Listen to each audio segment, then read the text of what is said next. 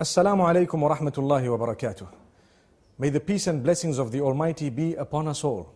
Today we will be discussing a very, very important topic, and that is unity and the diversity in unity.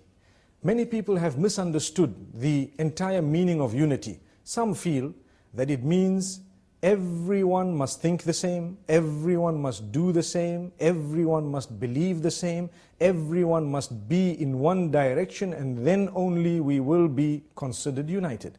Whereas that is absolutely impossible. If we've ever thought of it, even within one family, two members of the same family cannot achieve that. Even husband and wife cannot achieve that. So what then is the meaning of unity?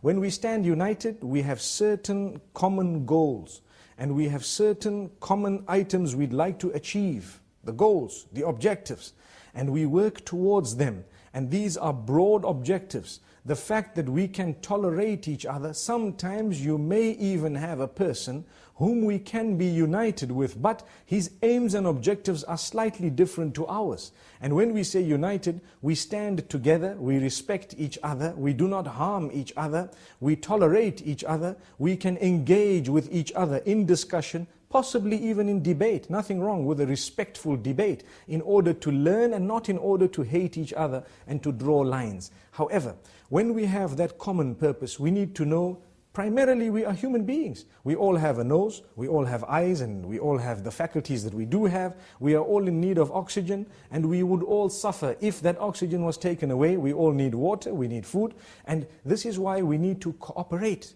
The Quran says, وَلَا تَنْسَوُا الْفَضْلَ بَيْنَكُمْ. Do not forget the virtue that you need to adopt between one another.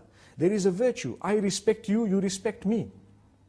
You have a person who's a doctor, another one who's a plumber, one who's a lawyer, and one who might be a scholar. Each one needs the other. So for example, if we have a bad relation with everyone who's not in our field, the day we get sick, we won't have a doctor who's connected to us. If I am sick at 2 in the morning, and because I've had a good relation with someone who was a doctor, I can pick up the phone and in 2 minutes he can be at my doorstep. Why? Because we are united. We have different fields totally, but we respect each other.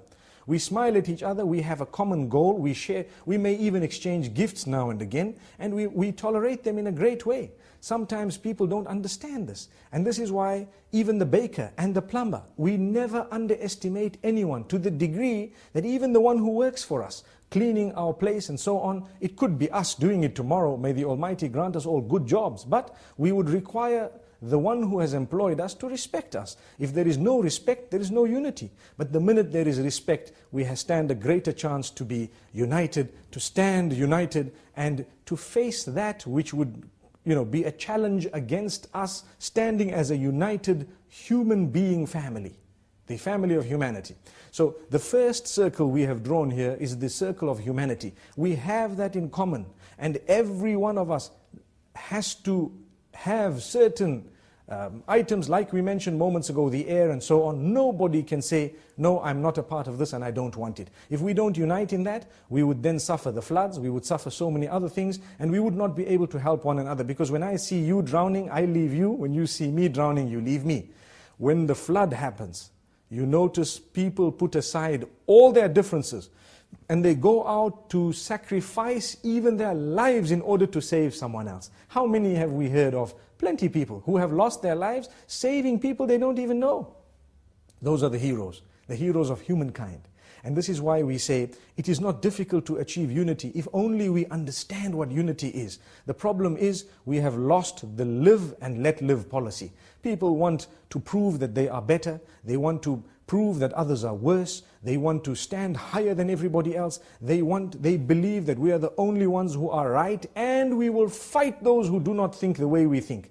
That is not acceptable. Even within religion, we have the right to believe we are right, but we do not have the right to claim that we are the only ones who are right, or that we will fight those who do not adopt exactly what we do, because then the world would be chaotic. Rather, we engage in discussion. Some might even quote the Messenger, Muhammad, peace be upon him, very wrongly, and they don't understand that in his life, he was the best when it came to treatment to non-Muslims.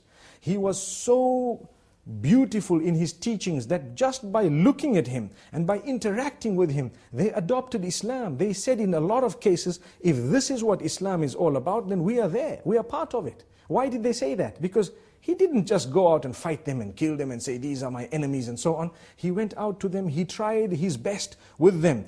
And he spoke to them, he engaged them in dialogue, he worked hard with them, he assisted them wherever he could. When he was called to a common meeting where things were to be discussed that affected the entire community, he put aside everything and went in order to discuss those matters. Although he disagreed on 10 things, but the 10 things that he did agree with, he supported the whole cause. And this is amazing. It is the sunnah. It is the teaching of the blessed Prophet Muhammad, may peace be upon him. And for this reason, we have a lot to learn. And we need to interact with our neighbors, with those whom we mix with on a daily basis, even on the road and on the street. If we are intolerant, it will result in disunity.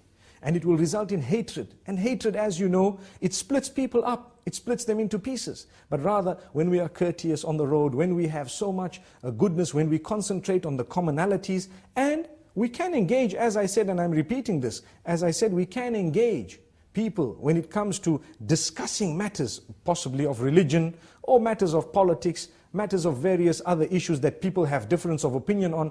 It does not mean that because you support a different party or you belong to a different group of beliefs that you are disunited with the rest. No. Maybe we have disagreements in 5 items, but if you look at what we agree on, there are another 1,000 things which we agree on, commonalities. And for this reason we call on not only ourselves but the globe at large.